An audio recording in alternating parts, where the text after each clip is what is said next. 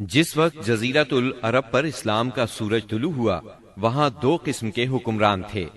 ایک تاج پوش بادشاہ جو حقیقت میں مکمل طور پر آزاد اور خود مختار نہیں تھے، اور دوسرے قبائلی سردار جنہیں اختیارات کے لحاظ سے وہی حیثیت حاصل تھی جو تاج پوش بادشاہوں کی تھی، لیکن ان کی اکثریت کو ایک مزید امتیاز یہ حاصل تھا کہ وہ مکمل طور پر آزاد اور خود مختار تھے۔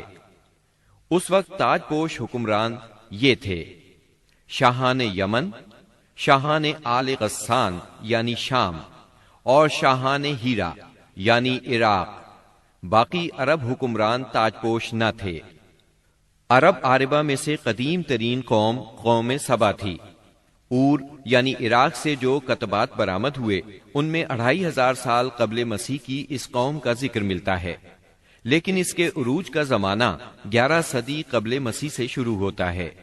اس کی تاریخ کے اہم ادوار یہ ہیں: 650 قبل مسیح سے پہلے کا دور۔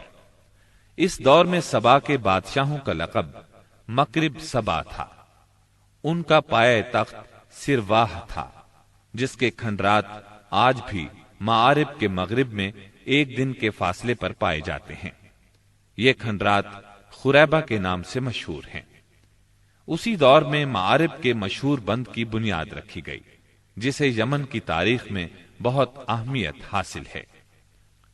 650 قبل مسیح سے 115 قبل مسیح تک کا دور۔ اس دور میں سبا کے بادشاہوں نے مکرب کا لفظ چھوڑ کر ملک یعنی بادشاہ کا لقب اختیار کر لیا، اور سرواہ کی بجائے معارب کو اپنا دارالسلطنت بنایا۔ اس شہر کے کھنڈرات آج بھی صنعاء سے 60 میل مشرق میں پائے جاتے ہیں۔ 115 قبل مسیح سے 300 عیسوی تک کا دور۔ اس دور میں سبا کی مملکت پر قبیلہ ہمیر کو غلبہ حاصل رہا، اور اس نے معارب کی بجائے ریدان کو اپنا پایہ تخت بنایا۔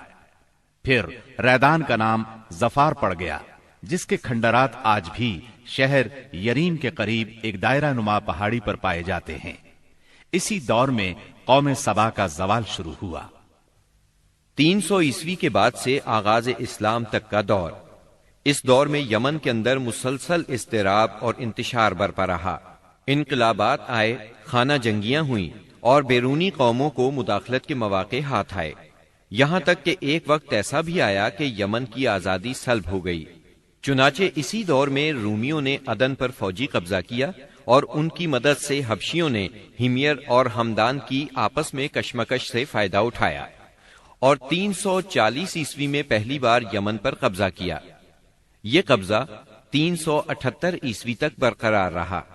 اس کے بعد یمن کی آزادی تو بحال ہو گئی، مگر معارب کے مشہور بند میں رکھنے پڑنا شروع ہو گئے، یہاں تک کہ 450 عیسوی یا 451 عیسوی میں بند ٹوٹ گیا، اور وہ عظیم سیلاب آیا جس کا ذکر قرآن مجید کی سورہ سبا میں سیل ارم کے نام سے کیا گیا ہے۔